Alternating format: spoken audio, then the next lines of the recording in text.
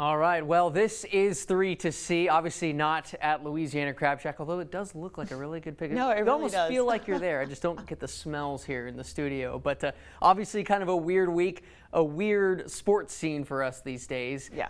So we're forced to maybe take a look back a little bit. I know I've been going back on YouTube and watching some of my favorite sports memories over the last several years. So that's what we're going to look at today. So we're going to start with what we are looking back at over the last year. Let's start with the NCAA tournament last year, the men's and women's, up till when it was canceled just a couple days ago. So what are some of your favorite memories from really over the last year?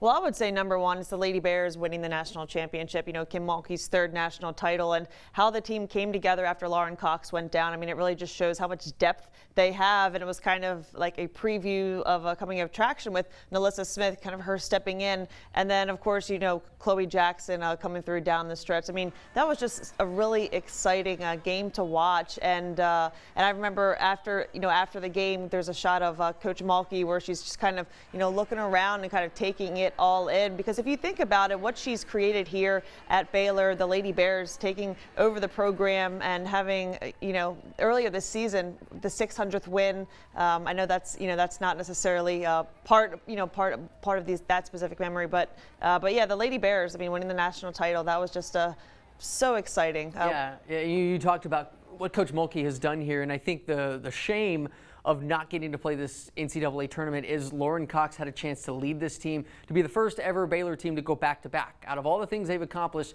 they've never gone back-to-back, and I felt like we were on a collision course for that. I was really looking forward to seeing Sabrina Ionescu against this Baylor team in the Final Four on that stage. They played against each other last year, but you know, her last year at Oregon, Baylor coming in with all the talent and the depth that they had this year. I really am bummed out that we do not get that opportunity to see that. But like you said, we get to go back, look at those videos. Those are neat. And hey, silver lining, they're still the defending champs. So they get to be defending champs yeah. for 2 straight years. I know that spring sports have been canceled, but I'm going to go back to baseball season of last year. Okay. Shea Langoliers, and just what a joy it was to watch him play, especially in the 11 RBI game in the postseason last year, an NCAA record, something that was really special to watch from a guy who could do it all. He could do it behind the plate. He could do it at the plate as a hitter as well. This is why he is now playing with the Braves organization whenever they do decide to get going once again. But you know, that's something cool where you always think about, you know, the Baylor program and the success that they've had in the postseason as they continue to work their way back to a team that can get to Omaha, a team that can get to a super regional for the first time since 2012.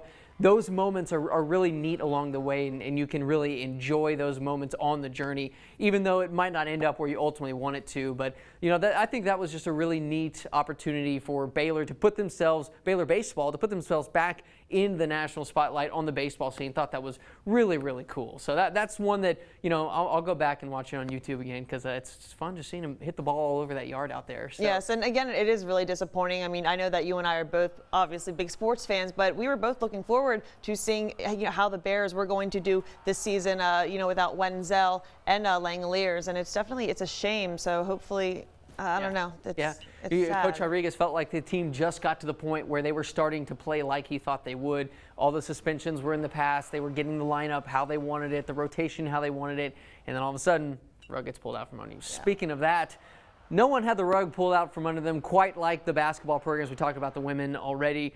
The men, just a tough way to end it. But boy, talking to Scott Drew this week, his positivity, it makes me fired up. Yeah. Like he can have this season ripped away from him, and he's still so positive. But it's because they had some pretty special moments. Oh, absolutely. I mean, I will never forget that moment going to Allen Fieldhouse, and I was telling everyone when talking about the game, this is the year they are going to beat Kansas at Allen Fieldhouse for the first time, and they really it was a grind out type of win. And Jared Butler, you know, last season, the previous season before that when they played, you know, he just traditionally he plays well in Kansas, and I just think that victory over Kansas, it really put them on the map, because you accomplish something that's never been done before, and the Jayhawks are on a pedestal, a sports pedestal in college basketball. So I think that really got everyone's kind of, them on the radar kind of nationally. And I just think it's an exciting moment because at the end of the day, when you look back on a total season, you remember as a whole how exciting and different successful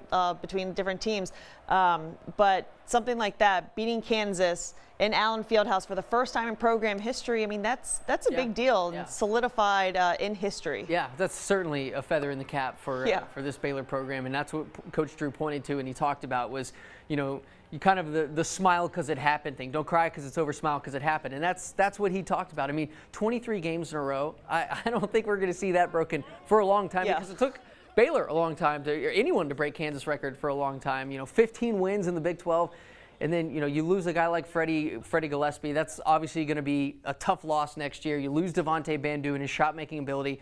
They have some transfers. They have some younger players coming in next year. I think they're a 16-1 favorite to win the national championship again next year. Again, nothing is promised. Coach Moorfield was talking to you about that. Nothing is a given, and you have injuries. You have to play a full season, so they could be back next year. But certainly take a page out of Coach Drew's book and just go back, watch some of these games on YouTube, relive some of those moments. And, the One Shining Moment video they put up on Twitter was really, really cool and really a great opportunity to go back and enjoy this season that was. Absolutely. Yeah. I mean, and if you think about it, too, we really are blessed to cover sports here in Central Texas.